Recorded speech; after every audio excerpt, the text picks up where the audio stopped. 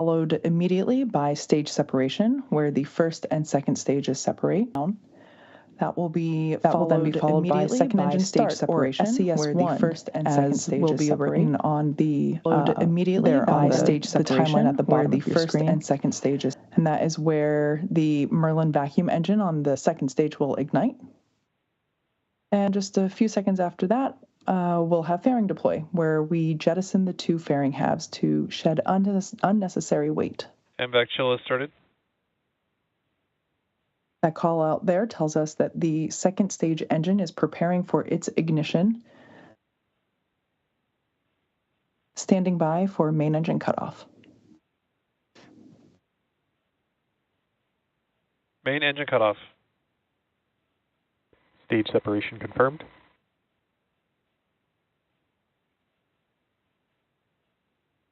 MVAC ignition.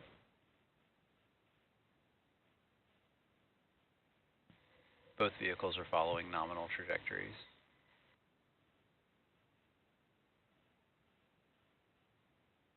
We can now see those grid fins deploying on the side of the first stage. Coming up next will be fairing deployment. Fairing separation confirmed.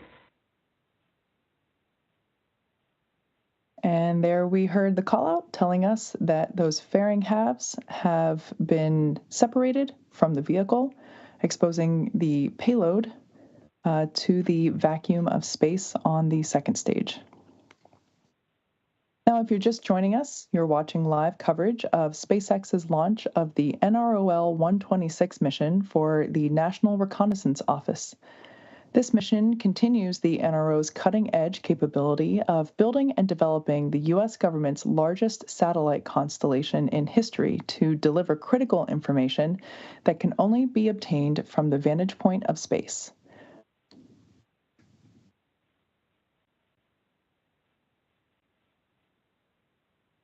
Now, at our customer's request, we'll be ending our coverage of the mission just after landing of the first stage. We will attempt to recover the Falcon 9 booster on our drone ship, Of Course I Still Love You, which is stationed in the Pacific Ocean. A bit of a special flight today, as this is this booster's first mission.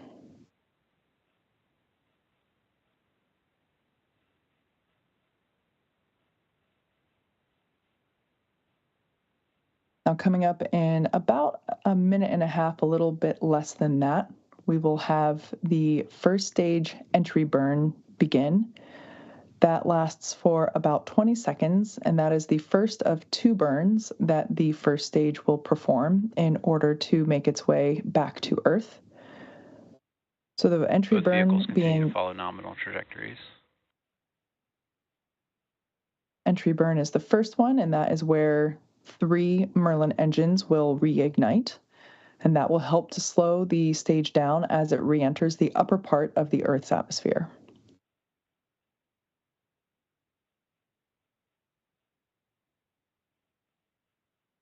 A little bit more than a minute after the entry burn ends, we will have the landing burn, and that is the final burn for the first stage, and that is where a single engine will ignite to help bring the vehicle speed down rapidly in order to land softly on the drone ship.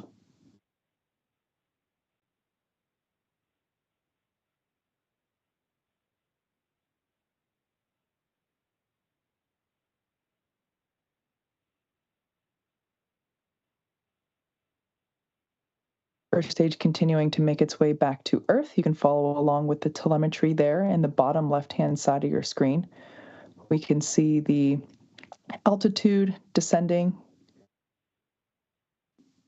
and we'll see that speed begin to also, even though it is going the booster is continuing to go faster, we'll see this entry burn Stage 1 kick entry on. burn startup.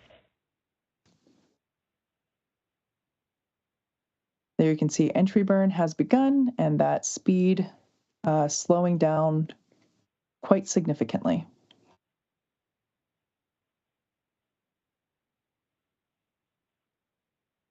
Stage 1 entry burn shutdown.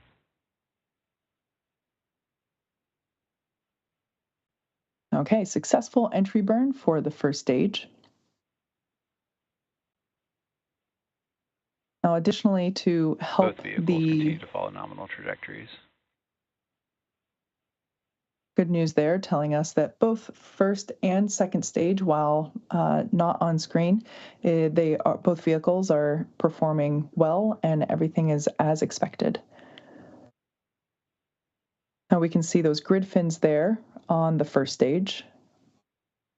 Falcon 9 has 4 of those hypersonic grid fins, and they are positioned near the top of the first stage. They use those grid fins to help steer it as it returns to Earth. Falcon 9 also uses occasional Stage 1 transonic. Falcon 9 uses occasional thrusts or bursts of nitrogen gas to help with attitude control. Stage 1 and Stage 2 FTS is saved. All right, coming up next will be the landing burn of the first stage.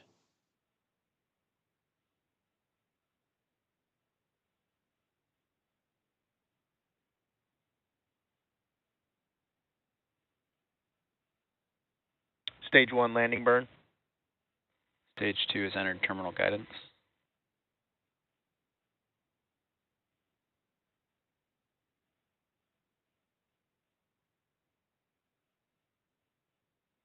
Drone Stage 1 ship, landing of course, leg I deploy. still love you. Coming into clearer view. Stage 1 landing confirmed. And as always, a beautiful view of the rocket as it has landed on our drone ship. Of course, I still love you. To put that deceleration into perspective, basically in the span of less than a minute, we reduced the speed of that booster from twice the speed of a jet all the way down to 0 as it landed there. Now, this landing marks SpaceX's 377th recovery of an orbital class rocket. Now, as we mentioned, at our customer's request, we'll be ending the show before payload deploy.